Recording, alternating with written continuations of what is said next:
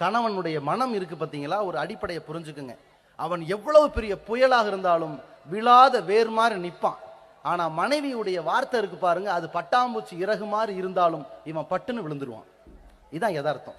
இந்த முக பாவனை, அந்த கவலை, அந்த சோகம், முகத்தை உம்முன்னு வைத்துக் கொள்வது, திரும்பி படுத்துக் கொள்வது, இது எல்லாமே அவனை ஹேண்டில் பண்றவே தெரியாது. அவன் ரொம்ப தயக்கமா இருப்பான். வேஸ்ட், உங்களை கல்யாணம் பண்ணதுலேயே எந்த புண்ணியம் இல்லை என்று போட்டு ஒரு போடு போட்டுருவா. அந்த நேரத்தில் கணவன் அப்படி திணறி நிற்பான். என்னடா பண்றது, அப்படி என்னடா பண்ணிட்டோம். அப்பதான் அவன் கோவப்பட்டு, நான் உனக்கு அதை பண்ணலையா இதை பண்ணலையா, டக்குன்னு கழட்டு வந்தா இதானே வச்சுக்க போ அப்படின்பா. இப்படிதான் பிரிவினை ஆரம்பிக்குங்க. இந்த பிரிவினைக்கு நாம ஒரு கட்டத்தில் இடம் கொடுத்துடக்கூடாது. அதற்கு அடித்தளம் மனைவி, கணவன் அவரால் இயன்றதை செய்யறாரா, கஷ்டப்படுறாரா, உதவி செய்யறாரா, சரி, அதுல நன்றி உணர்வோடு நடந்தோமையானால் அல்லாஹ் நமக்கு நற்கூலி